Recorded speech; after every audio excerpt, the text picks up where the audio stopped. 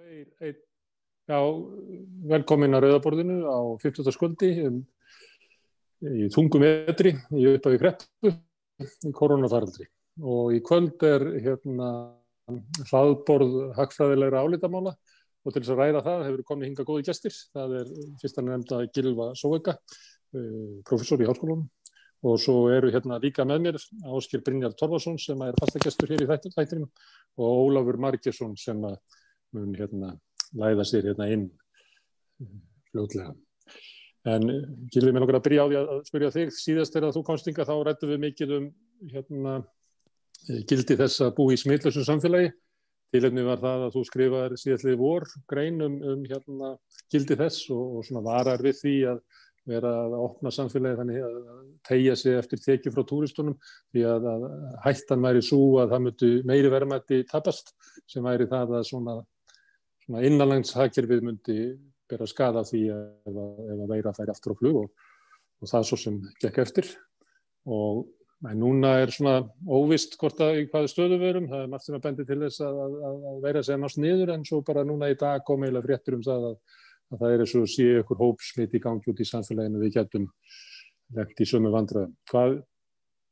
Ert þú með svona hagfræðilegt sjónarhorn á því hvað við ættum að vera að hugsa akkurat á þessum tímapunkti þegar að svona möguleiki á því að þessi höft sem eru á samfélaginu innanlands gætu jafnvel náð til jóla?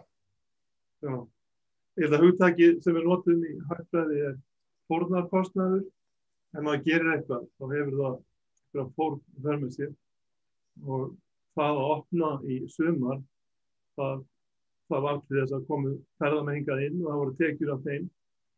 En fórnarkostnaðurinn sem í fólkinu að þessi farsótt koma aftur til landsins í ágúst. Það þarf vel ekki að lýsa því hvaðan mikill. Samfélagið hefur verið lamað núna í 2 mánuði. Skólakerfið, fólk getur ekki hist, það bara almenn vanlíðan líka almennings, kvíði og áhyggjur, það það miklar að það þarf vel ekki að fjölyrða það. Og svo bætist við að það hefur gengið vel samkvæmt læknunum og vísindamönnunum að koma í veg fyrir að smitt kæmust inn í landið í haust eftir að flugvélaskimun var tekin upp. Ef hún hefði ekki verið, þá hefði komið inn töluveri fjöldi af nýjum smittum og vandinn hefði orðið miklu meiri. Svo ég held að það sé eiginlega bara augljóst að eyríki eiga að reyna að takmarka sem mest ný smitt sem kom inn á eyjuna, inn í landið. Þetta land stórlandir og Ástralía gerir þetta, Nýja-Sjáland. Og hér við erum með 1 flugvöll, af hverju skyldi við ekki gera það líka? Og sérstaklega þegar ástand í heiminum þannig að það ekki við mörgum túristum að búast og þessar hömlur sem hafa verið á flugvöllum eru tiltölulega vægar með þess að sjá útlandi. Það að tala í Bretlandi, þeir eru að þrýsta á að fá svona prófa á flugvelli í staðinn fyrir að fólk sé í 14 daga sóttkví. Það sé ágjur núna er að þeir sem koma til landsins geta neitað að fara í próf og lofa að vera góðir og vera heima í 14 daga. Þá þarf bara 1 sem svíkst þetta merkjum. Og þá allt byrjað aftur og öll þessi vinna og fórnin í haust fyrir bí. Svo ég held að það skiptir svakalega miklu máli efnahagslega að reyna að halda þessum faraldri niður innan þess. Þegar þú nefnir Nýja-Sjáland og Ástralíu sem hafa eiginlega þessa stefnu að loka landinu og ef maður kemur þangað inn þá maður bara settur og sóttkvíar hótel í 14 daga. Þannig að maður fær ekki að fara inn í landið, maður er í einangrun ef maður kemur þar. Kanntu að segja okkur það hvort að efnahagskerfið þar hafi staðið sér betur heldur en kannski í Evrópu þar sem að allt meira og minna inn og út úr lockdowni? Það sem skiptir mestu máli er að líf fólks geti haldið áfram sem ótruflaðast. Það segja að krakkar í skóla geti haldið áfram að í skóla. Þessi munur sem getur verið á sambretti námsframvindu frá einum ársfjórðungi til annars tiltölulega léttvægur með það. En við getum sagt. Þannig má ég spyrja, þú ert ekki bara að tala krónur og aura, þú ert að tala bara gildi þess að fá að halda litlu jólin og bara gildi þess að fá að lifa frjáls í samfélaginu með sína siði og háttu. Já, og krakkar komast í svakalegu máli að unglingar komast í skóla á daginn sem hefur ekki verið í haust. Og þannig að það hefur brugðist og það ekki tekið með í þessum útreikningum. En ég veit ekki, ég var að fletta upp samdrættir með Nýja-Sjálandi og Ástralíu. Það auðvitað, Nýja-Sjáland var líka með mikið túrisma, en þá fer niður, hefur kannski hvort sem farið niður. En við hérna í okkar landi, við getum talað samdráttin hér í samanburði við önnur nágrannalönd, eins og ástandið við hér, sem mjög áhugaverður samanburði. Já, og hvernig hann? Já, þetta mikla túristaland sem höggi þess að erlendir ferðamenn kom ekki, þá var höggið svipað eins og ferðamannalönd eins og þau í Suður-Evrópu urðu fyrir. Hins vegar samdráttur landsframleiðslunnar með því sem var á Norðurlandi, miklu minni. Svo höggið hérna var mjög mikið, en samdráttur landsframleiðslu miklu vægari heldur en höggið kannski hefði fengið mann til þess að óttast. Og munurinn það að það gekk betur að halda veirinu niðri hér heldur en kannski á Spáni eða það sem kannski álíka mikið hlutfall ferðamennsku í landsframleiðslunni. Ertu að segja það? Nokkrar ástæður. Þetta einn, en svo sem að skiptir líka máli að Íslendingar ekki bara flytja út mikið af ferðaþjónustu í venjulegu árferði, heldur flytja inn svakalega mikið. Þess að Íslendingar hafa ferðast svakalega mikið og eitt mjög miklu erlendis. Svo það sem hefur gerst núna í ár að erlendu ferðamennir hurfu og þeir íslensku sem eru vanir að eyða fyrra 200 milljörðum erlendis ekki að fara út. Svo hluti af þeirri eyðslu að koma fram hérna innanlands. Svo bætast við lágu vextirnir og allar aðgerðir ríkisins. Svo þannig að það hefur aukið eftirspurn Íslendinga á Íslandi. Svo Íslendingar á Íslandi hafa aldrei eitt eins miklu eins og núna í sumar. Svo í verslun hérna í bænum var jólahátíð í júlí. Svo það eina ástæðan og það að innanlandshamlurnar voru ekki eins miklar eins og núna í Bretlandi til dæmis. Það eina ástæðan. Það að Íslendingar ekki bara fá mikið gjaldir á útlendingum, heldur eyða svakalega mikið gjaldir erlendis sjálfur í venjulegu árferði og svo eyðslar að koma fram innanlands. Og svo hjálpa til aðgerðir ríkisins, vaxtalækkanir, auki fé í bönkunum, pluss og allar þessar aðgerðir ríkisstjórnarinnar. Það hjálpa til að halda uppi innlendri eftirspurn. Mér langar að spyrja þig út í áður með hlaupum þeim að Ásgeiri og Ólafi. Þá í upphafi koronafaraldursins, þá man ég eftir viðtali við því þar sem að þú varst að vara við launahækkunum sem voru að koma þar 1. apríl.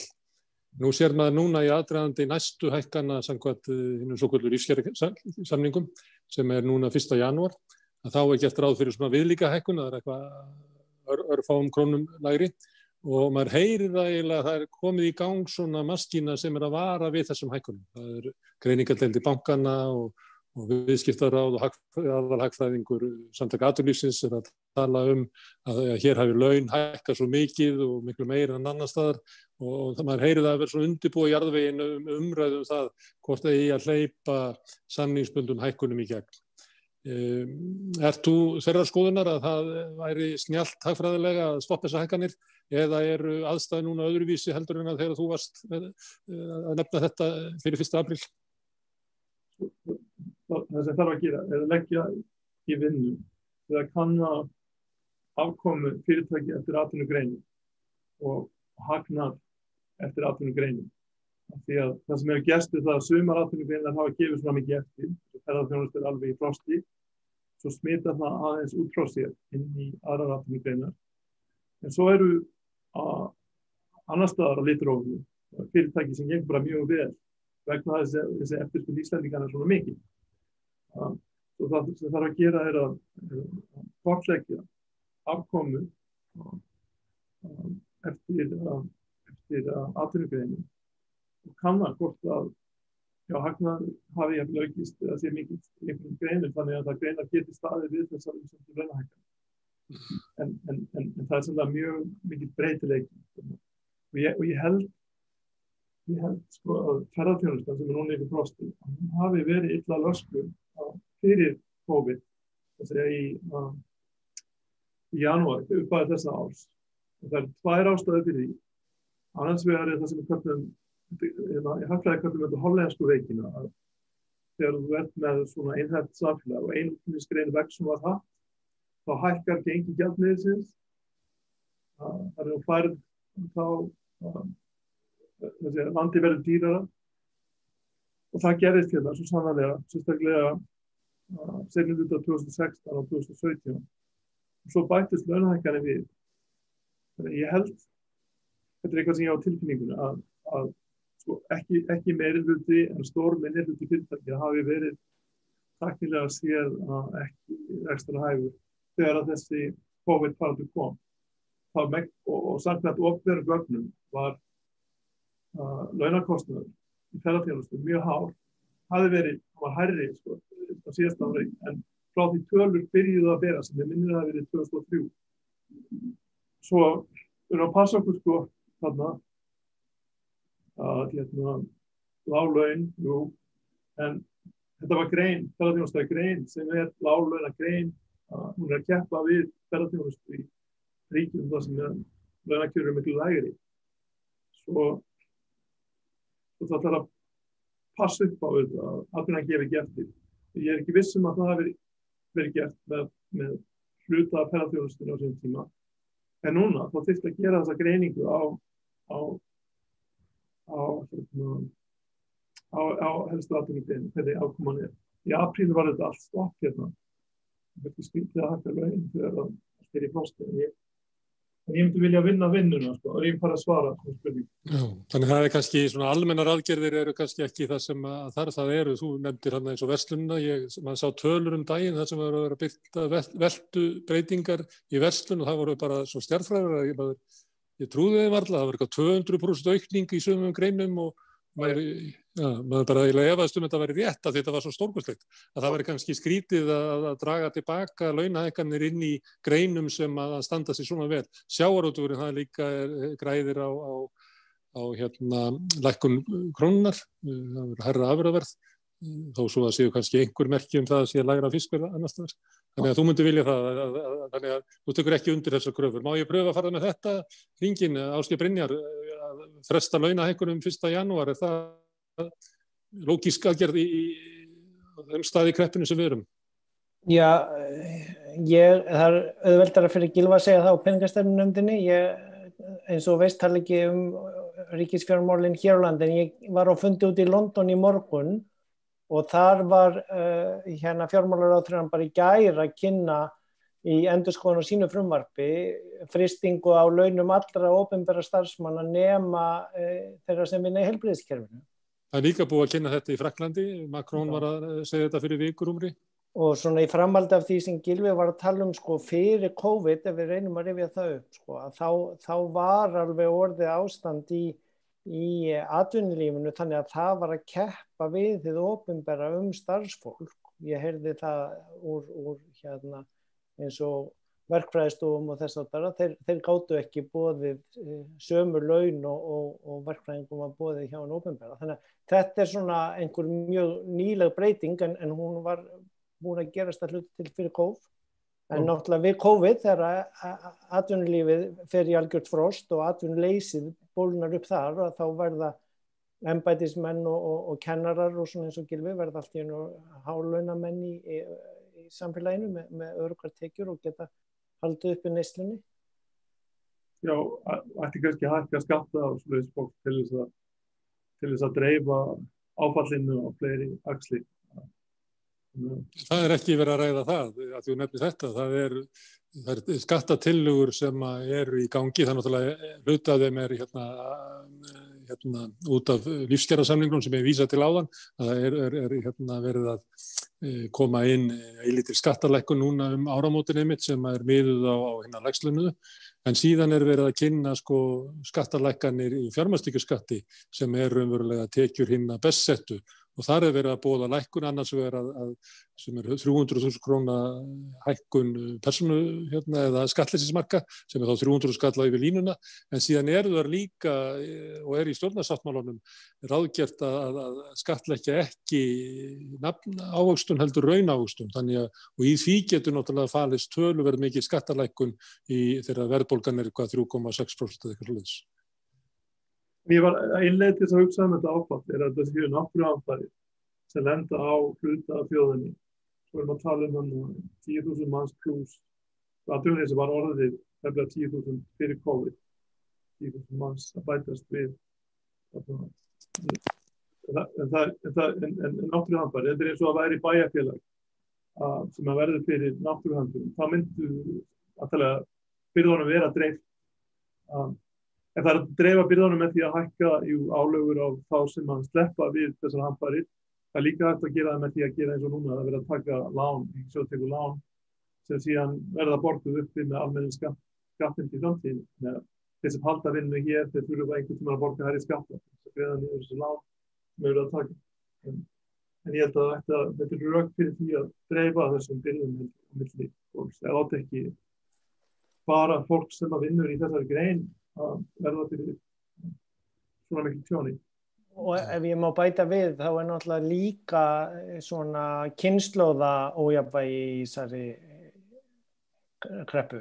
Að það náttúrulega ungt fólk sem að að koma langverst út úr henni og sérstaklega ef þetta eins og Gylfi að tala að það þurfi síðan bara að borga það í framtíðinni. En það náttúrulega aftur, svo ég vísi í viðbröðin úti, það eru allir að bregðast við þessu með því að fresta endurgreiðslun inn í framtíðina en líka skoða endurskoðun á skattheimtunni fyrir þetta og síðan hvernig þessar discretionary, þessar sértæku aðgerðir sem eru gerðar, að hvert heim beint, það skiptir náttúrulega gífurlega miklu máli þegar verið að auka svona skuldsetninguna og aftur svo ég vísi í bara Bretland sem nú svona eiga nálægt okkur, að þar fer cirka helmingurinn í fjárfestingar og það mun betri eðsla á margan hátt heldur en skuldsetning sem komin til vegna hallans á rekstrinum en að því að það skilar eignum á móti sem byggja upp þá betra samfélag fyrir unga fólki sem þarf að lifa í og það dugar lengi og þar með réttlætanlegt að skuldsetja sig lengi fyrir það. En síðan hinn helmingurinn sem skiptir svona á milli fyrirtækja og fólks, mest megnis með þessum hlutastarfaleiðum sem verið að sjá núna fyrir endan á og það svolítið það sem að menn eru að kljást við í umræðinni út í Evrópu núna. Hvað tekur við ef að þetta að klárast á næsta ári, byrjun næsta árs mars eða næsta sumar og í viðbót við fórnarkostnaðinn sem að Gylfi var að nefna á, þá náttúrulega þessi róttæka óvissa sem vandinn núna og það komu fréttir af að lyfið frá Astra væri kannski ekki eins gott, það eru kannski ekkert víst að ferðamenninni komi næsta sumar þó að allir verður orðnir bólusettir næsta vor. Þannig að þetta bara óvissan sem við búum við og verður þá framleitt hægt að gera það, hvað að gera. Það svona erfiða úrlausnarefni. Þetta má ég segja bara, ég svaraði ekki áðan með samdráttinn á Nýja-Sjálandi og Ástralíu. Svo ég sé að á öðrum ársfjórðungi var samdráttur í Ástralíu 7% og Nýja-Sjáland 12,2%. Þá var 9% samdráttur hér á öðrum ársfjórðungi. Þá var allt lokað bara á Nýja-Sjálandi og Ástralíu, þá voru bara hörðustu aðgerðirnar. Svo ég held að skipti svakalegu máli að hafa svona eigi hagkerfi þannig að fólk geti mætt í vinnu og farið til búð og versla að viðskipta þetta gangi fyrir sig fyrir hagkerfi. Og þó hefði maður opið og reynda að fá ferðamenn í haust. Það hefði ferðamannaiðnaðurinn að ferðaþjónustan, það hefði ekki haldið áfram með faraldri hérna innanlands, hvað sem var.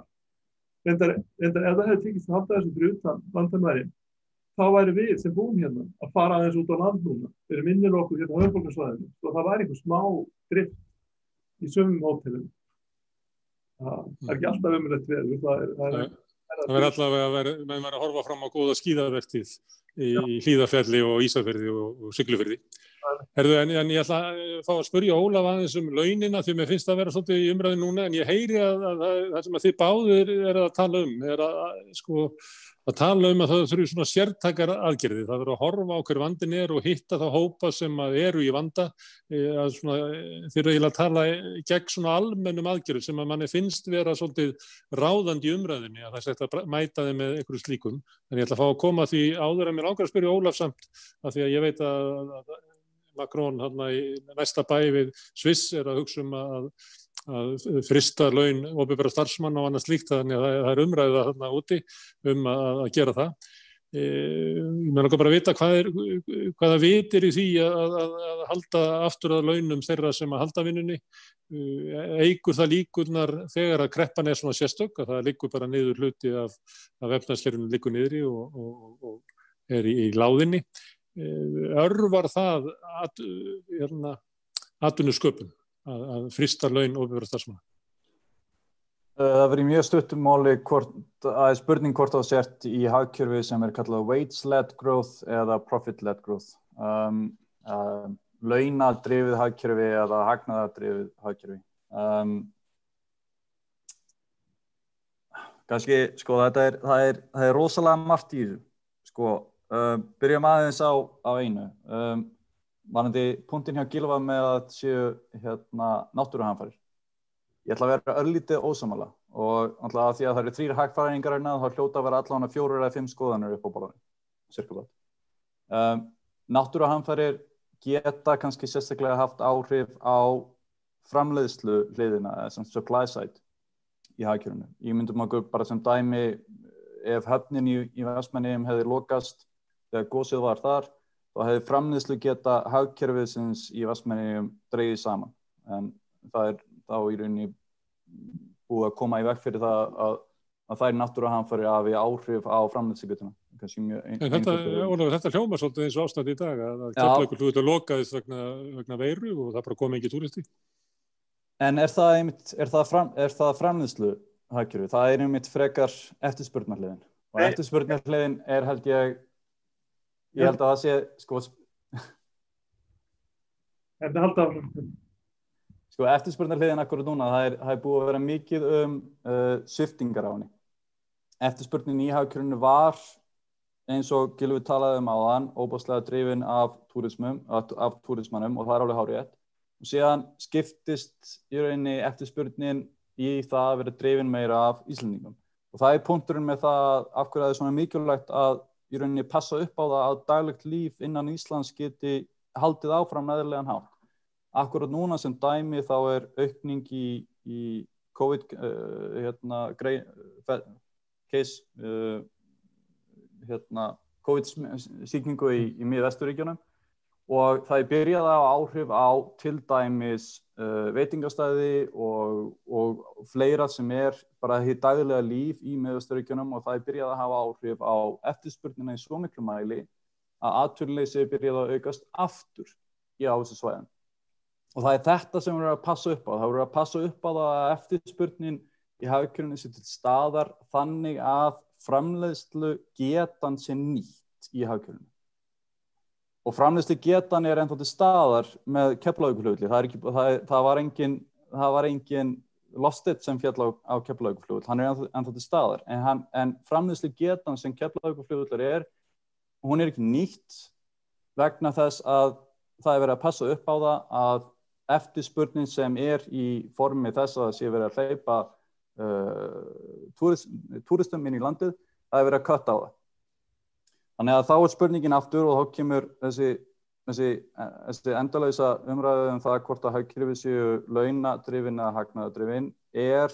Það jákvætt fyrir atvinnusköpun í landinu á þessum tíma að hækka laun til þess þá í rauninni að auka eftirspurnina þegar fólk tekur launin og eyðir þeim aftur inn í hagkerfið.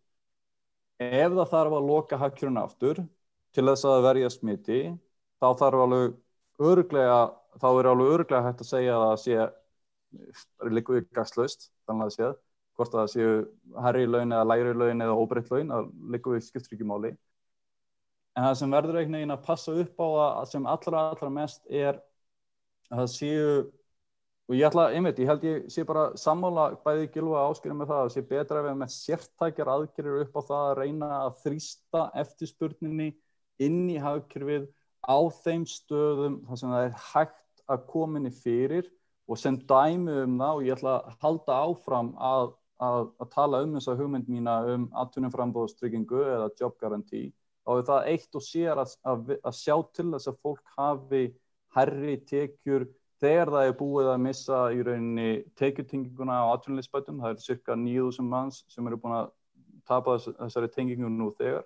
Bara það að sjá þennan hóp af fólki vera með kannski 330-340.000 á mánuði, það myndi strax ýta eftirspurninni upp á við í hagkerfinu. En þetta væri líka sértæk aðgerð, sérstaklega til þess að reyna að koma eftirspurn og peningum til fólksins sem virkilega þarf á þeim að halda. En ógnaði, Ólafur, að laun hækki 15.700 krónur næstu mánaðamót? Þar næstu fyrir ekki, 1. janúar. Fyrir sumar atvinnugreinar alveg örugglega, fyrir aðrar atvinnugreinar líklega ekki. Hefur það áhrif til þess að auka atvinnumagn eða eftirspurn eftir vinnuafli í hagkerfinu? Ég get ekki sagt það. Það einfaldlega verður bara eins og Gylfi segir, það verður að fara í almennilega skoðun á því hvort að eftirspurnin sem búin til með því að hækka laun myndi í alvöru leiða til þess að atvinnusköpun í hagkerfinu myndi aukast í framhaldinu. Og nota bene, það verður líka að athuga það hvort að launahækkanirnar myndu rýmast innan viðskiptajafnaðarins sem hagkerfið þó að búa til enn þann dag í dag, einmitt vegna þess að þótt að útflutningurinn hafi dregið svona mikið saman þegar ferðamennirnir hurfu, þá drógst innflutningurinn mikið saman á sama tíma sem að lokum þá endaði á því að viðskiptajöfnuður var eftir sem áður en þá jákvæður. En ef við þrýstum hagkerfinu út í þá stöðu þar sem launahækkanir eða laun eru almennt orðin svo há og eftirspurnin í framhaldinu af því í rauninni herri, þannig að séð, að það leiðir að lokum til viðskipta ójafnaðar, þess að halla á viðskiptum við útlönd, þá endar það á því að það myndi búa til veikingu á krónunni og verðbólgu. Gylfi, ætlar að andmæla þessu, Gylfi? Nei, það rétt sko að það eftirtíma skellur í þjónustugreinunum, en það líka framboðskellur af því að eins og með veitingahús og sóttvarnalæknir segir að það þurfa að vera 2 metra fjarlægð, 1 metra fjarlægð á milli fólks, og þú bara með helmingina borðanum sem það hafði áður, eða þú ert rútubílstjóri og þú getur ekki fyllt rútuna lengur, það Keflavíkurflugvöllur til, en þessar reglur, sóttvarnir, það hefta það hvernig fólk getur unnið saman og starfa eftir flugvöll ef maður á að framfylgja reglum til að koma eftir smitt.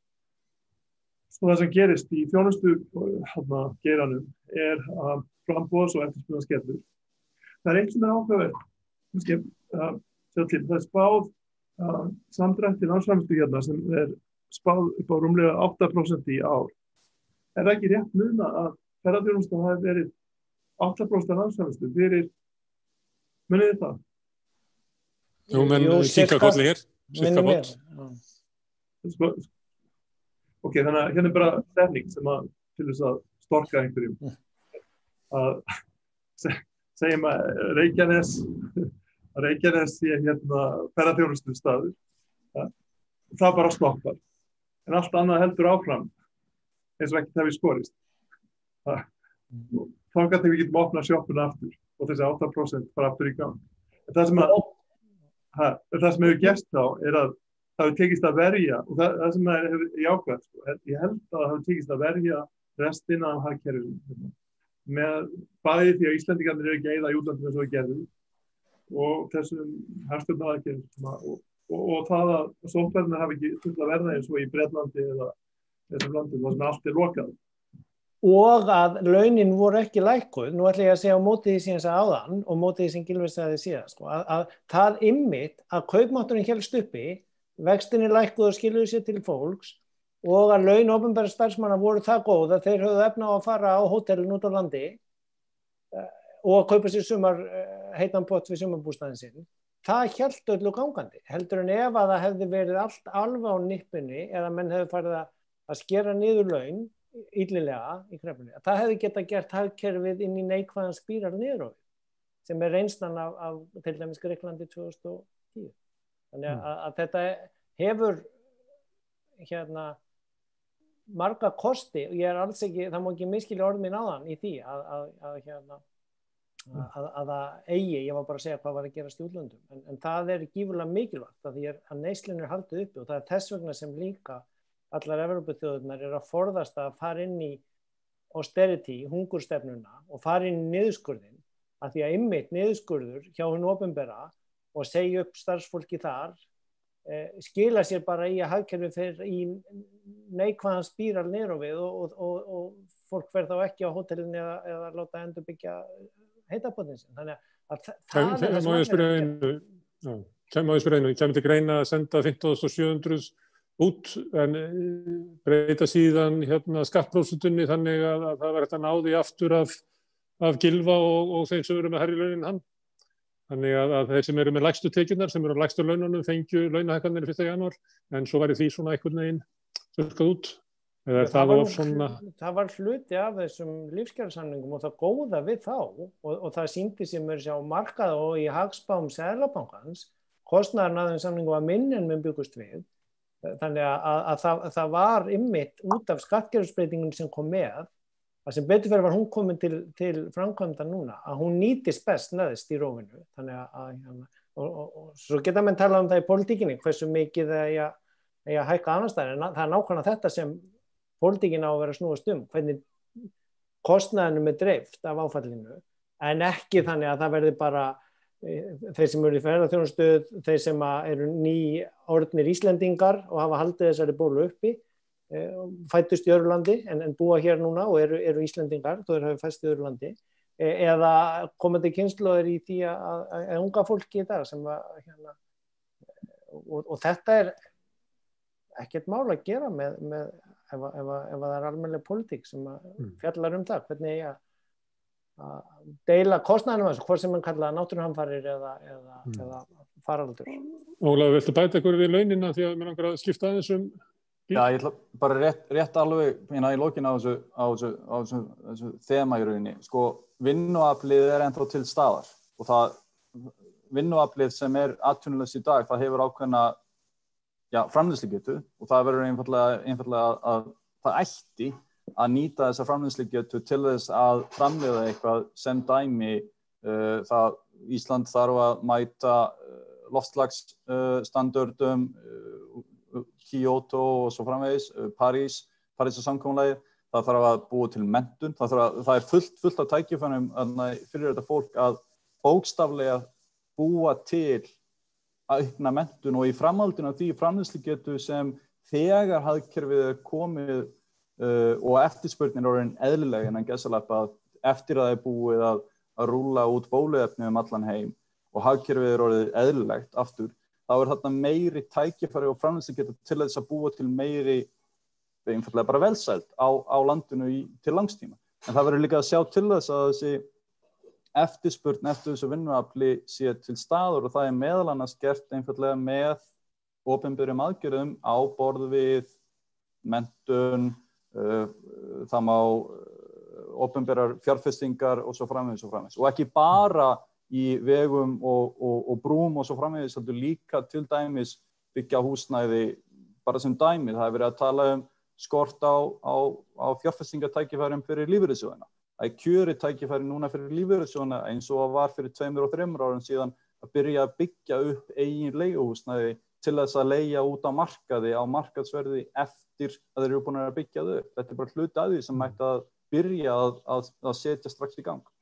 Ég ætla að bíða með það sem ég ætla að spyrja ykkur og fara með þetta til Gylfa því að Ólafur hefur lagt mikla áherslu á þetta í samtölum okkar að það núna eru 20.000 manns á atvinnuleysisbótum og eins og ég skil þetta þá væri þetta að segja sér svo að okkur ekki bara búin til störf fyrir þetta fólk Það svolítið, þegar að Samtök atvinnulífsins voru að kynna svona hvernig þeir sáu framtíðina fram að bóluefni og tímana eftir því, þá leita svo út að fólk var að horfa fram á það að fólkið væri bara skilið eftir atvinnulaust í svona 10 mánuði, því að það yrði að vera tilbúin þegar það kviknaði aftur á ferðaþjónustunni.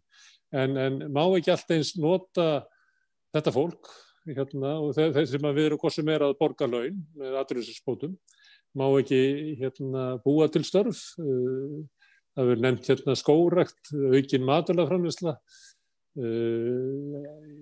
íslensku kennsla fólks sem ekki með íslensku að móðumáli og fara bara út í svona eitthvað sem að við lítum á að geti bæði örvað okkur til skemmri tíma en líka verið undirbygging undir samfélagi sem að tekur við eftir COVID. Hvað segir það, Gylfi? Endilega, það tímabundin störf og meðan á þessu stendur sem antalega myndi borga eitthvað meira en atvinnuleysisbætur en gefa samfélaginu eitthvað meira og fólkinu meira að gera eitthvað gagn. Ég held að það væri kjörið. Og ríkið má gera það. Það ákveðin tregða í því. Það eins og að geyma fólki að þetta fólk misti vinnunni í einkageiranum að það ríkið með ekki snerta það. Þú kannast við þetta, hefur það gefið bæði frá Samtökum atvinnulífsins og fjármálaráðherra og fleirum, þar sem eiginlega tala þannig að þetta sé fólk sem eyrnamerkt einkaframtækin, svo kallað. Það ríkið að greiða það viðsnúningsstyrkir, held ég reyti. Þá ríkið að greiða þeim sem að verða fyrir ákveðnu tekjufalli, jafnvel þeim sem eru bara með eigin atvinnurekstur og ákveðna upphæð í hverju mánuði. Þannig að ríkið í rauninni þá að greiða laun fólks sem í einkafyrirtækjum, þar sem að starfskraftar þess nýtast ekki mjög vel þessa stundina og illa eða ekki. Svo ríkið inn í einkageiranum að greiða laun. Svo það til skamms tíma alltaf að búa til hvað ríkið gerir eða einhverja gerir, búa til störf eftir 6 mánuðum fyrir einhverja af þessum þúsundum sem eru það út. Það bara góð hugmynd. En það eitt eins og sem þú myndist á áðan, sem að hvað gerist þegar COVID búið, þegar 6 mánuðir fljótir að líða, 12 mánuðir fljótir að líða. Það sem hefur verið að gerast núna, síðustu 20-30 árin, að ungt fólk virðist eiga erfiðar uppdráttar. Þegar hlutfallsleg laun ungs fólks að fara lækkandi. Þess að þú talaði millennials, þeir fóru gegnum, Ólafur kannski nærti, en hann í Sviss, ég held að hann hafi bjargað sig, en millennials, þeir fættist upp úr 1980, þeir lentu í fjármálakreppunni, svo lenda aftur í því núna. Og ég sér gögnin hér að hlutfallsleg laun ungs fólks að lækka og sérstaklega strákarnir. Þegar ungi menn, þeir virðast eiga erfiðar uppdráttar á vinnumarkaði hér. Og við erum líka að sjá í skólakerfinu að hvað strákar eru að koma miklu verð út úr því heldur en stúlkur hérna. Þegar hérna í Háskóla Íslands sem ekki formlega síðan kvennaskóli, en svona að fara í þá áttina, sem gott að hafa stúlkurnar en maður spyr hvar eru drengirnir? Og svo koma út á vinnumarkaði og maður sjá að það eitthvað slæmt að gerast það. Svo verður þessi atvinnugrein til, ferðaþjónusta, þessi vexum og það láglauna grein og býr til svo mikla spennu í samfélaginu því að hérna eru hálaun, það sjávarútvegur og það eru auðlindir og svo það myndar spenna sem var komið fram þarna 2018 og 2019. Svo það sem að mér finnst, það gott að hugsa fyrir 6 mánuða og 12 mánuða en það þarf núna gera einhverja, hugsa máluna aðeins einhver ár fram í tíman, 5 ár og 10 ár fram í tíman, hvað atvinnugreinar að búa til umhverfi fyrir atvinnugreinar sem búa til góð störf.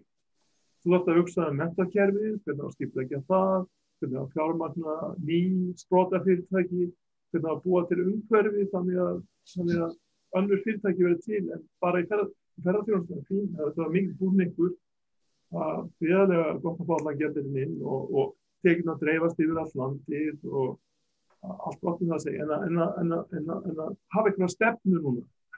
Reyni ekki að reisa við það sem var í janúar 2019, sem maður var að gefa eftir, En það eiginlega stefnan, Gylfi, vegna þess að stjórnvöld eru sumuleyti bara að bíða. Það sett í svona kyrstöðu og svo á þetta kvikna aftur.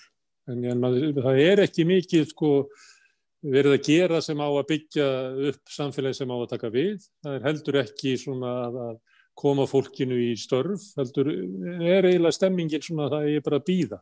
Þá til að bóluefni kemur og þegar bóluefni kemur og þá mun líða ykkur smá tími, þá fara að koma ferðamennin að koma og allt verður gott aftur. Eins og það hafi verið gott aftur og það verkalýðshreyfingin bent á það. Þetta var ekkert gott aftur. Ég meina, ferðaþjónustan var bara ekki góð atvinnugrein, margt gott í henni, en þarna var mjög lág laun og illur aðbúnaður starfsfólks og þú nefnir hérna unga fólkið, að þetta er svo ný og stór atvinnugrein, þá sogaði hún til sín unga fólkið inn í kerfið þar sem eru lægri laun en almennt, sem enn eykur spennuna á milli kynslóða. Þannig að ástandi sem var ekki eftirsóknarvert. En ég held að þurfi kannski fyrsta sinn hérna að búa til svona heildstætt plan. Og það er þetta einkareksturinn og frumkvæði einstaklingsins og allt það drífur þetta áfram, en að hafa umgjörð. Þannig að það þrífist í að búa til störf sem eru betri. Til þess að Ólafur þurfi ekki að búa í Sviss. Eða nei, það er ágætt að vera þar. En hérna, til þess að... Það er bara svolítið seint að eiginlega ætla að fara að gera þetta núna. Það reyndar alveg eins og með að ætla að fara að bregðast við loftslagsvánni loksins núna. Það þurfti heimsfaraldur til þess að sparka í sköflungina og fólki að hætta að fljúga svona mikið. Þegar ég byrjaði að vinna upp í háskóla fyrir 20 og eitthvað árum, þá vorum við langt á eftir öðrum OECD-þjóðum í hve margir voru með háskólagráðu og hve margir voru með meistaragráðu.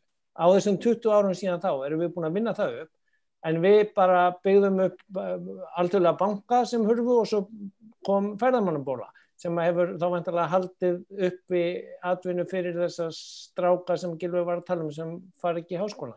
En við erum hins vegar núna með þannig kerfi að það var alveg byrjaður vandi atvinnuleysi háskólamenntaðs fólk var byrjað, sérstaklega fólk úr deildinni frá Gylfa og þeirri sem ég var í áður. Viðskiptafræðingar voru 500 atvinnulausir í fyrra sumar, í 2019, löngu fyrir COVID. Þeir eru kannski orðnir 1000 núna, þannig að þeir eru búin að tvöfaldast, en við getum ekki haldið áfram eins og við gerðum síðustu 20 ára, láta markaðinn sjá að stýra því hve margir lögfræðingar eða viðskiptafræðingar eru búin til eða láta það bara reddast hvaða næsta atvinnugrein verður okkar útflutningsatvinnugrein. Við þurfum að hugsa aðeins hvað við erum að gera við peningana og hvað við ætlum að fá út úr því. Því við erum eina landið í OECD allavega sem er með frítt aðgengi háskólamenntun og engar takmarkanir á hve margir fara í viðskiptafræði.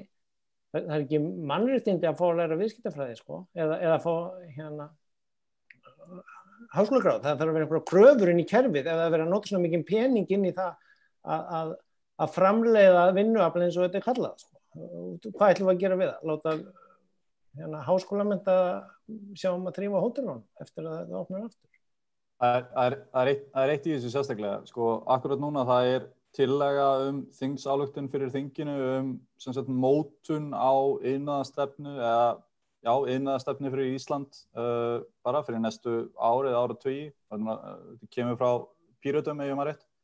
Og eitt af því sem er einmitt svolítið mikilvægt að hafa í huga einmitt, það er ekki í rauninni hægt að svona raunhæft séð, það er ekki hægt að ímynda sér það að segja þetta gamla hagkerfi, að segja svona hagkerfi árið 2019 sé bara hægt að taka það aftur upp óbreytt, vegna þess að sem dæmi bara innan Evrópusambandsins er augljós þróun í átt að því að verðleggja útblástur í meira og meiri mæli. Það er meðal annars út af þessari verðlagningu á útblæstri þá er að myndast tækifæri fyrir lönd sem eiga mikið af ónýttu eða illa nýttu landi til þess að meðal annars bjóða upp á það að binda kolefni fyrir stórfyrirtæki í heiminum. Og bara sem dæmi ég vinn hjá fyrirtæki sem sér það er nú þegar komin stefna það að vera með nettó 0 í útblástur á okkar fasteignasafni eftir allavega sem við gefum okkur 30 ár til þess að minnka þetta. Og það er fullt af verkefnum innan ekki bara sem sagt innan Evrópu, heldur líka í Bandaríkjunum sem eru byrjuð að stíla inn á það. Ok, hér er ónýtt land ég ætla að rækta skóga á þessu landi eða ég ætla að vera með hérna, bara graslendi í þarna eða hvað sem og meðal annars tekjurnar af landinu, bændurnir myndu bókstaflega vera sá sem myndi fá tekjurnar af þessu, eru meðal annars vegna þess að trén sem eru að vaxa á landinu, þau binda kolefni. Og þetta í alvöru talað, þetta tækifæri fyrir Íslendinga sem íslenski landeigendur eiga híklaust að skoða alvarlega. Þeir eiga að breyta notkörunni á landinu í þá átt að nota það til þess að binda kolefni, sem meðal annars. Gylfi, má ég aðeins að snúa umræðinni, af því að þið sögðu svolítið á þannig að þetta með sértakaraðgerðir og það að skoða ykkur hópa og þá kemur svo vel fram að við vitum raunverulega svo fátt og það var svona eitt af því sem við ræddum þegar við komst hérna í haust, Gylfi, var að hvað væri eiginlega lítið hvað aðgerðina væru lítið byggðar á einhverju rannsóknum og þekkingu og maður fekk svona tilfinningunni að við værum að sigla í þoku og vissum ekki alveg svona hvað væri framundan. Og mér finnst það líka gegnumgangandi í þessum umræðum hér að við vitum raunverulega lítið hvar kreppan bítur og hver raunverulega vandinn og annarkvort það vegna þess að við viljum ekki sjá þetta því að við viljum beita almennum aðgerðum að því að það bara sértækar aðgerðir þykja að vera slæmar út af tengslum einhverjum hugmyndafræði eða þá að bara kerfið okkar sem að vinna við það að taka ákvarðanir Seðlabanki, fjármálaráðuneyti, þjóðhagsstofnun ef hún til eða einhverjar rannsóknarstofnanir að þær eru bara ekki til að við höfum ekki vanist því að byggja upp vandaðar ákvarðanir. Þetta vandamál, Gylfi? Tvenns konar svar. Í fyrsta lagi, ég með hérna lista yfir 120 milljarða sérútgjöld ríkisins árið 2020 vegna COVID-19. Þessar aðgerðir eru þetta sértækar. Það verið að bregðast við því að þessi 8% hagkerfinu hafa krassað. Svo það sértæk aðgerð.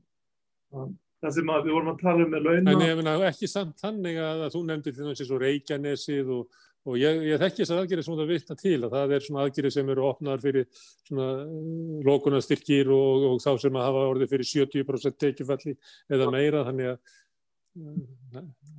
vissulega sértækar en ekki kannski svona eins og mér fannst að þið værið að tala það vantaði raunverulega bara rannsóknir á því hverjir yrðu fyrir barðina á þessu og hvað við ættum að gera við ef það er unga fólki sem verður fyrir barðina þá verður aðgerðina miðað af því en ekki bara tekin ákvörðun að setja eitthvað í barnabætur svona af því það er svona sirka nálægt unga fólkina.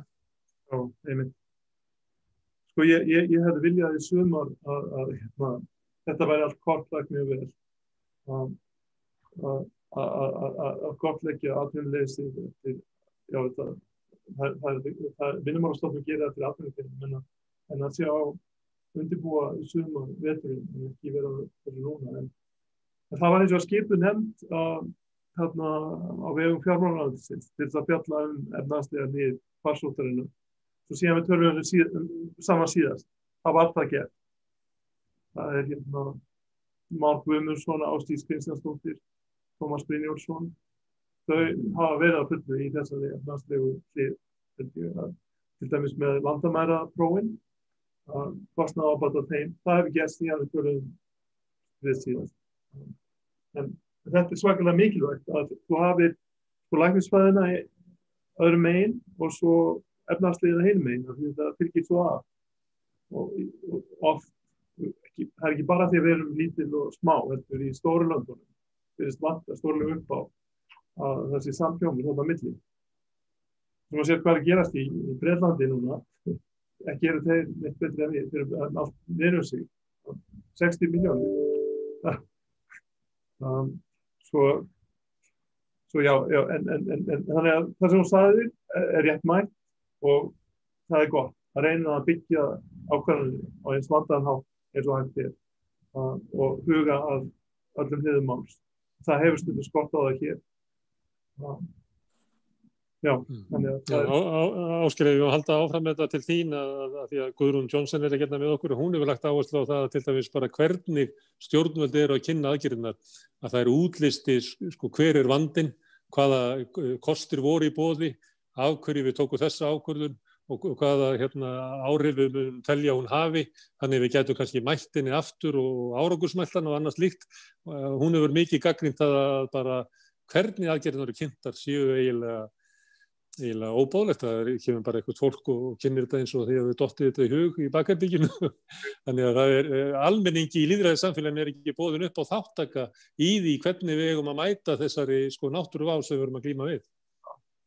Já, ég held nú svona almennt að allir séu að reyna að gera sitt besta í þessum erfiðu aðstæðum. Vandinn kannski sá að annars vegar að við erum svolítið óagað þjóðfélag ef maður ber saman við annað önnur lönd í kring sem og bara svona sem dæmi að nú loksins komið upp á yfirborðið sem var reyndar alveg vitað. Það deyja 60 manns á ári út af loftmengun af nagladekkjum.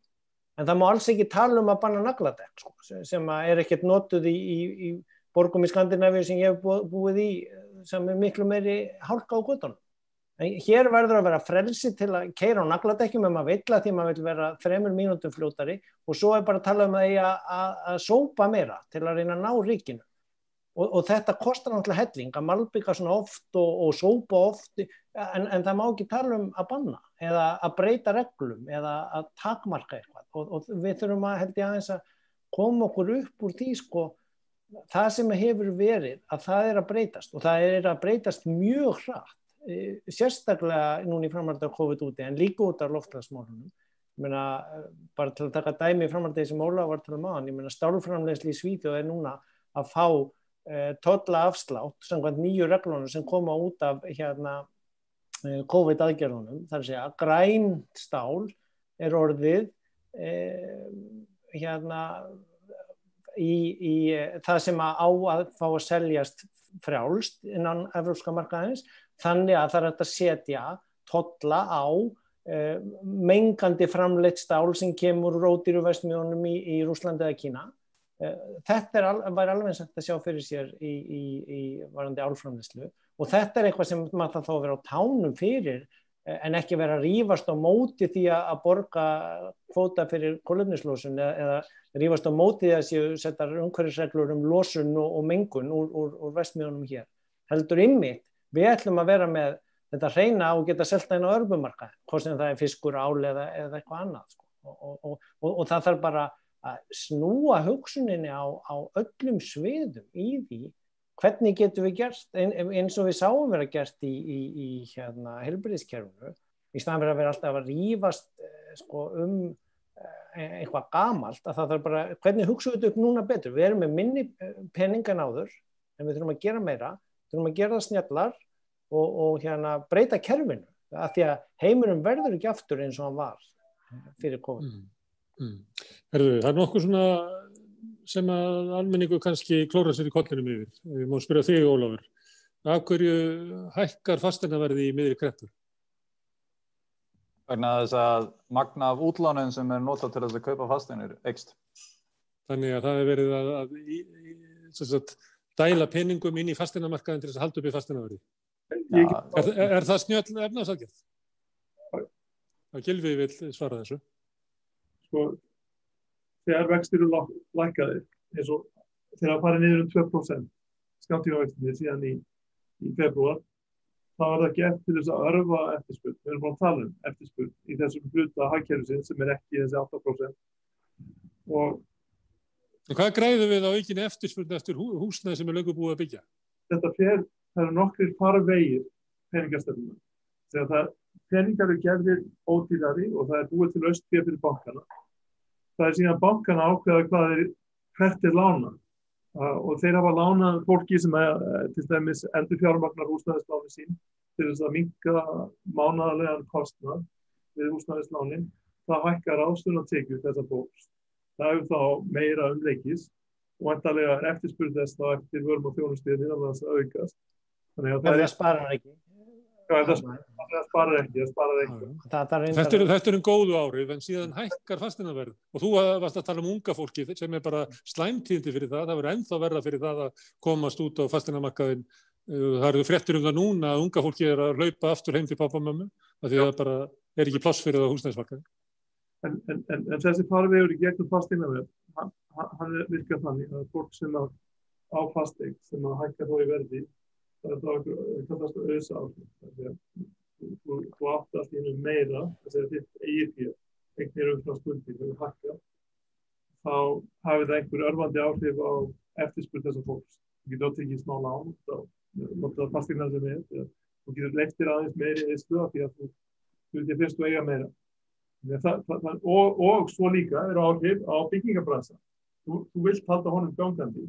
Þannig að ef þú heldur fasteignaverðið uppi, þá eru meiri framkvæmdir heldur en hefur annars orðið. Svo fleiri halda vinnunni í byggingargeiranum heldur en ef að húsnæðisverðið hefði hrunið, þá hefði verktakafyrirtækin og það allt saman farið í vandræði. Þú vilt ekki það gera. Ég var ekki að tala um að það hefur hrunið, það er náttúrulega bara húsnæðisverðið var hátt og það hækkaði ennþá meira þótt það verið kreppa. Já, en það er alveg rétt að svo hefur þetta áhrif á kynslóðir.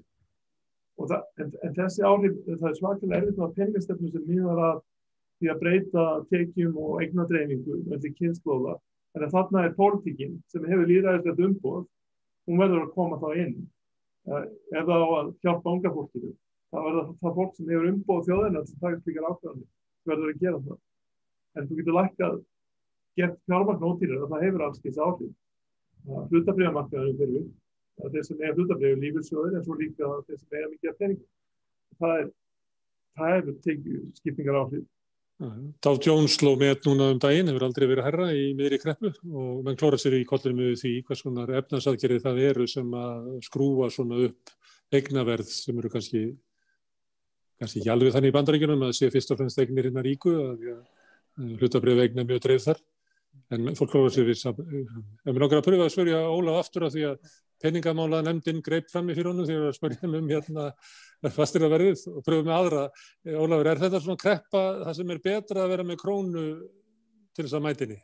Ef að þakka fyrir að þessi krónan? Ég myndi að segja það, já. Ég króna og ekki króna. Sko, það að vera með eigin gjaldmiðil gefur ákveðið, skulum við segja, valmöguleika á því að bregðast við hvað er að gerast í hagkerfinu. Og ef þú ert til segjum sem dæmi og þurfur að verja gengi á krónunni, fastgengi sem dæmi, þá ertu sjálfkrafa búin að kasta frá þér, eða þú ert búin að velja að kasta frá þér ákveðin valmöguleikum það hvernig þú getur notað til dæmis ríkisfjármálastefnu eða peningamálastefnu til þess að koma eftirspurninni aftur í gangi í hagkerfinu. Ef þú ert með sem dæmi, eða þú ert með einhliða upptöku á annarri mynd, þá ertu búin að takmarka valmöguleikana ennþá meira og en á sama tíma þá náttúrulega er þessi endalausi punktur það að ef þú ert með of mikið af valmöguleikum þá er stundum svolítið freistandi að undirbúa kerfið ekki þannig að þú þurfir að fara varlega. Það er að segja af því að þú ert með valmöguleika settið svona stórt þá ferðu ekki varlega í aðdraganda kreppunar og það er punkturinn í rauninni gegn því að vera með eigin gjaldmiðil. En úr því sem komið þá ég myndi halda því fram að það veri betra heldur en ekki að vera með eigin gjaldmiðil. Gylfi, þú ert ánægður með að hafa krónuna? Það er króna og króna. Þessi skiptir máli er umhverfið hennar, stofnanaumhverfið hennar. Það er að passa upp á að kerfið sé í lagi. Það þarf að svona peningakerfi þarf að passa upp á að skuldir sé ekki að vaxa og hratt í einum geira, að sé ekki að myndast áhættur vegna þess að fólk sé að taka lán í öðrum gjaldmiðli heldur að hefur tekjur í að spákaupmenn sé ekki að sökkva landinu í kveikt fjármagn. Það er búið að passa síðustu 10 ár upp á alla þessa parametra. Svo að síðustu 10 ár er búið að passa upp á það. Að það kemur ekki eins og var komið 2008, 600 milljarðar af kviku fé sem gat farið út á einhver tíma og allt er gengisvinni. Bara passa upp á það að almenningur sé ekki taka erlend lán. Passa upp á það að fyrirtæki sem er ekki með erlenda tekjur sé ekki að taka lán í öðrum gjaldmiðlum. Það er búið að stofna gjaldeyrisforða sem er nægir fyrir öllum skammtímaskuldum þjóðarbúsins pluss nokkur hundruð milljarðar. Svo það er búið að beita öðrum tækjum. Það er búið að draga úr sveiflum krónunar með inngripum á gjaldeyrismarkaði. Það er búið Þannig að það var einhver lexía sem var lærið af þessu 2008 ævintýri og það ekki að peningastefna sé að hjálpa í þessu áfalli en var eiginlega nálægt rót áfallsins 2008 sem að hjálpa núna. Það ekki vegna snilligáfu þeirra sem stjórninni núna, heldur vegna þess að síðustu 10 árin er búið að passa upp á kerfið. Svo getur maður sagt, þannig að við getum sagt núna eftir þessa reynslu, það hægt að hafa sjálfstæðangjaldmiðil á þess að hann sé rót einhverja mikilla sviptinga og erfiðleika eins og ég var ekki viss 2008 en við getum sagt núna, við getum lifað með þennan gjaldmiðil, hann hefur kosti og hann hefur galla. Má ég spyrja það því út í peningamála? Þetta bara, einmitt, bara rétt til að hamra á því, þetta er bara nákvæmlega í rauninni í ættu það sem ég var að benda á áðan, það er ákveðin valmöguleikar sem þú hefur og stundum einmitt, ef þú ert með valmöguleikan á því að til dæmis að veikja krónuna þegar þú ert komin út í vandamál, þá getur það verið vandamál eitt og sér vegna þess að þú hefur ekki farið nægilega varlega með kerfið í nýlega. Gylfi var einmitt að lýsa því að því að við lærðum eitthvað af þessu árið 2008 þá var kerfinu breytt þannig að við myndum ekki lenda í miklu vandræðum eins og árið 2008 jafnvel þótt að við værum með valmöguleikan að veikja krónuna alveg eins og við vorum með árið 2008. Það hefur verið að reyna að koma kerfislegri hegðun hagkerfisins inn á réttari braut og það hefur blessunlega tekist. Já, má ég benda á, krónan féll hátt í 20% hérna í upphaf árs. Þannig að lífskjarasamningshækkunin eða ofháu launin sem voru orðin hér eru nú búin að lækka þau 15% allavega. Þannig að svo frábær eru nú bara og maður getur rifist hvort að það sé eftir á eða á undan að þessar gífurlega miklu kjara samningshækkanir sem að mönnum er tamt að sýna fram á með því að bera sig saman við eftir að krónan féll síðast helming sko, ef menn taka það sem upphafspunkt, þá eru náttúrulega búin að vera gífurlega í evurum talið hækkanir á launum hér og svo hverfa þær hækkanir út í fallinu í vor, þannig að en það er búið að setja alls konar stuðpúða, björgunarvesti og kúta á alla útlimi hennar, þannig að það er mjög erfitt að drekkja sér í henni aftur eins og áður. En versta við hana sem að almenningi sveið mest var að krónan fylgdu háir vextir, þetta var okkur sagt látlaust. Svo kemur aftur Gylfi og einhverjir 3-4 aðrir upp í Seðlabanka og bara lækka vextina. Já, hefði ekki mátt gera þetta bara fyrir löngu síðan Gylfi? Jú, að sjálfsögðu. Akkur var þetta að pína fólk svona árum saman? Það þurfti heimsfaraldur til að tengja sönsum þannig og kæmi okkur á vaxtastig samanburði við Evrópu sem við erum hluti af á markaðinu.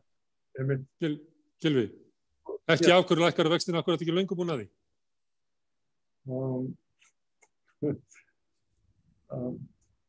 Ég held það var bæði hér á landi og annars staðar og þá myndaðist svo overtrú á það að ef Seðlabankar héldu verðbólgu í verðbólgumarkmiði þá væri þeir búin að ná sínu tilgangi og þegar að útlánin jukust sem mest hérna fyrir 2008 og hlutabréfamarkaðurinn hlutabréfaverðið tífaldaðist og íbúðalánin voru að aukast og fasteignaverðið að hækka, þá fóru krónuvextirnir upp allt of mikið kannski, en þá gerist það að fólk víkur sér undan þessum krónuvöxtum og fer í erlendlán eða gengistryggð lán. Fyrirtækin voru komin 80% í aðra gjaldmiðla, heimilin kannski 20% og það sem gerist að verður til alls stöðutaka. Því að menn taka stöðu, er langir í krónunni og hann hækkar þá græða allir. Því að þeir eru í erlendu gjaldmiðlum, svo að krónan hækkar í verði, þá græðir við. Og útlendingar kom inn með 100 milljarðar til að græða á verðhækku krónar, svo að þetta land varði eins konar veðmál á gjaldeyrismarkaði. Og svo kom einhver maður í Kaupmannahöfn sem skrifaði ritgerð í maður sem hann í banka að þetta myndi ganga lengi.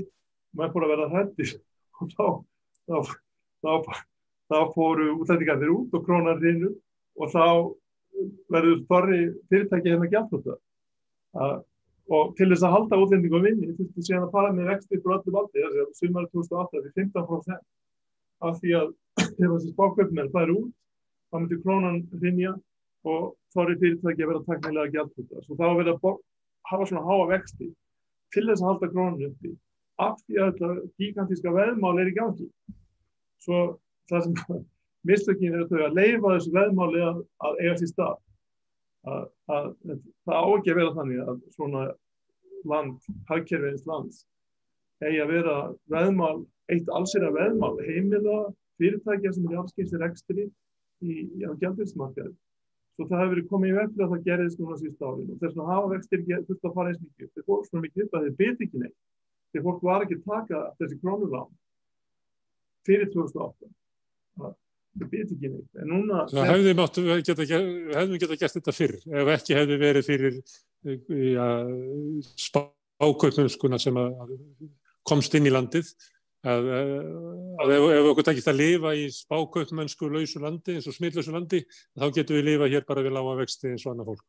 Það var líka mesta spákaupmennskan innanlands þegar að fyrirtæki að taka lán í erlendum gjaldmiðlum, fyrirtæki sem í krónuhagkerfinu taka lán í erlendum gjaldmiðlum, þá það að vona að krónan hækki og svo þegar krónan lækkar þá verður það tæknilega gjaldþrota.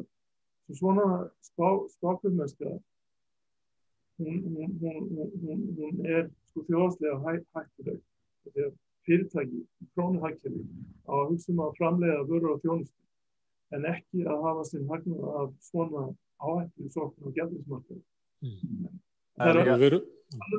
Ungverjaland fór í þáttur þeir voru að taka svissnesk lán þar, í Suður-Ameríku það hafa verið fjármálakrísu þar sem mennir með dollarlán, þetta ekki sér íslenskt. En það þarf að passa upp á kerfið, það sé ekki svona hætta að byggjast upp í.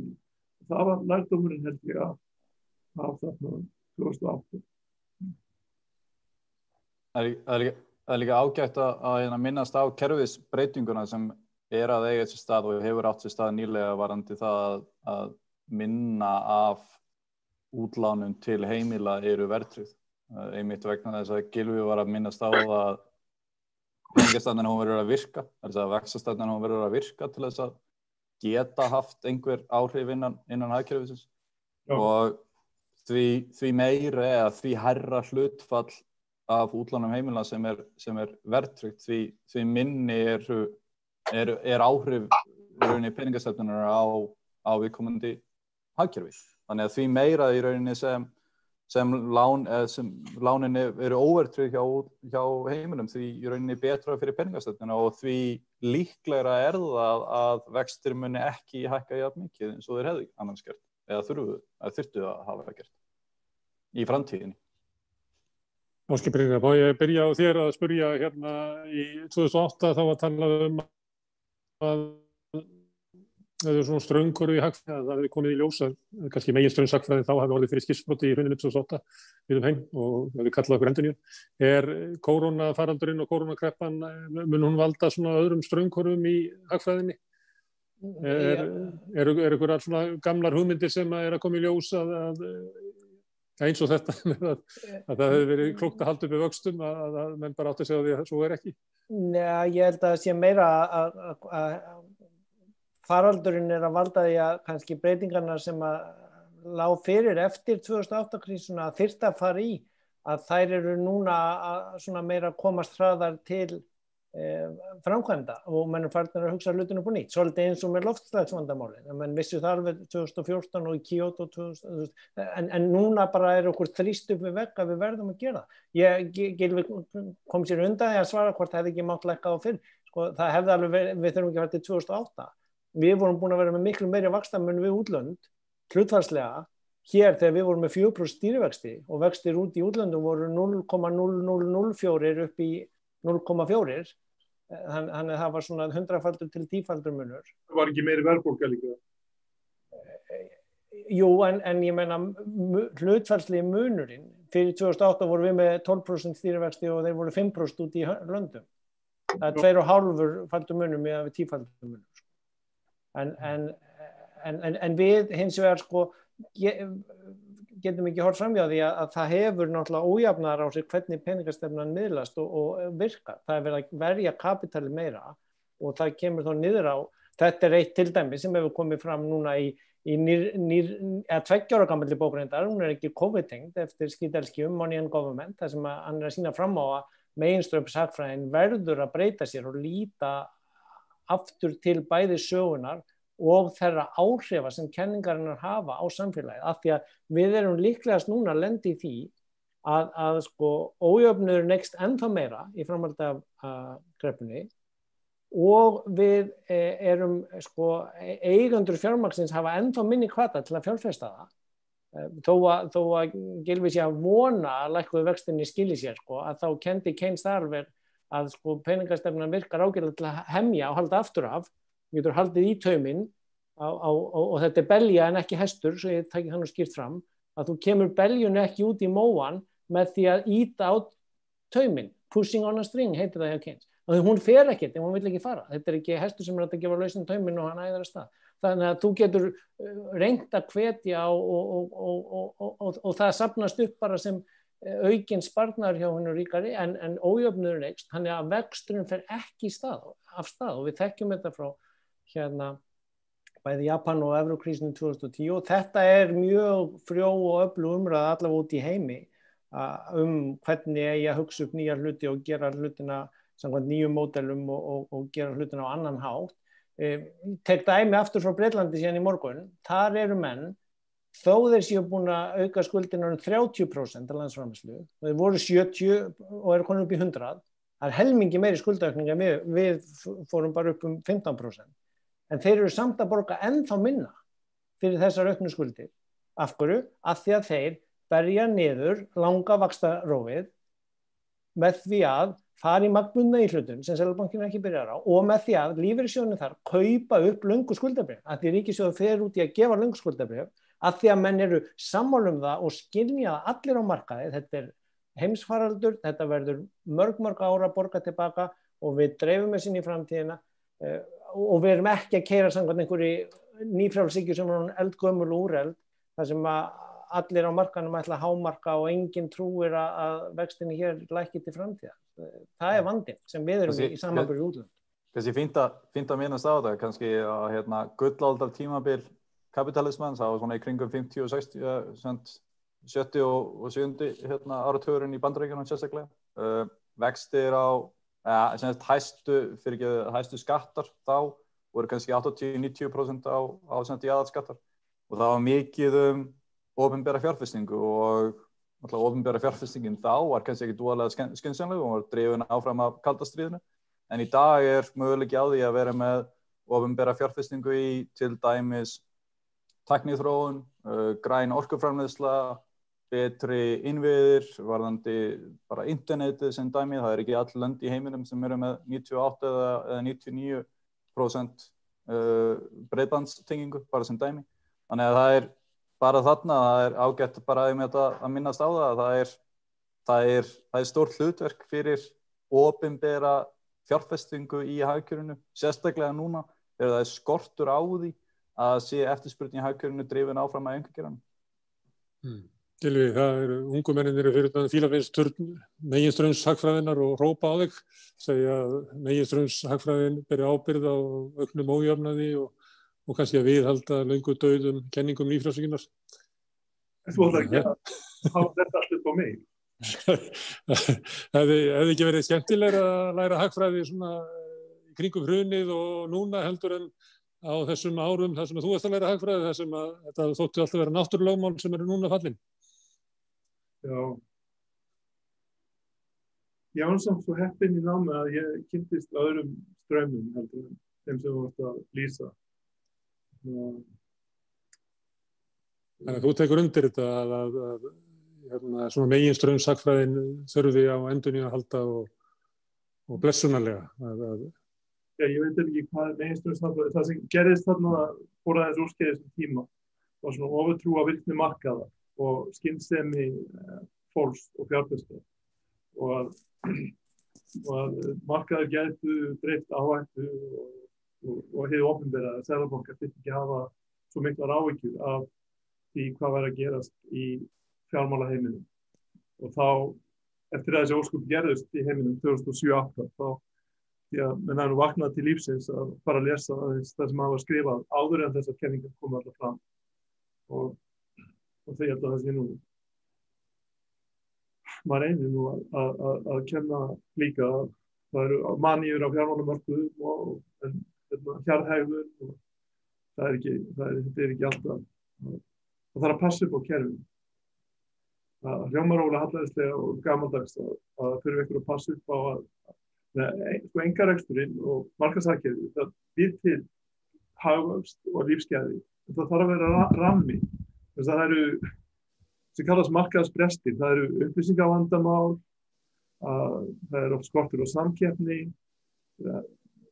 Það skiptir jafn miklu máli eins og að hafa einkarekstur og hafa umhverfið hans í lagi til þess að það búi til þessi lífsgæði sem við viljum fá. Það var skortur á því árum áður og það eru vissulega kennslubækur og hagfræðingar og annað sem voru segir þennan hugsun á. Það er eitt sem kannski er staða hagfræðinnar og svarar hennar til endurinnar. Síðan er annað að sko pólitísk umræðum efnahagsmál var byggð á þessari hagfræði sem við erum að tala núna að hafi kannski afhjúpast að það sem var talað sem lögmál og svona einhverja sjálfvirkni að allt myndi jafna sig á endanum eða verið látið í friði og allt þetta að stjórnmálin að það kannski lengra í það að þau nái endurnýja sig í takt við kannski svona nýjan raunveruleika hagfræðina, það ekki? Það stundum sem stjórnmálin nota hugtök, Birgir, svo skal ég taka mig hér í að taka hugtök eins og frelsi núna í umræðu sóttvarnir, það er hugtak, ok? Svo er, einkarekstur af því að það er ósýnilega hand markaðarins sér að eigingirni eða hagnaðarhámörkur einstaklingar sé öllum komi öllum við. En til þess að það gerist, það þurfa að vera forsendur. Man gleymast undir forsendurum. Með einkareksturinn það þarf að vera samkeppni, það þurfa að með ekki vera ósamhverjar upplýsingar þannig að seljandi viti allt og kaupandinn ekki neitt.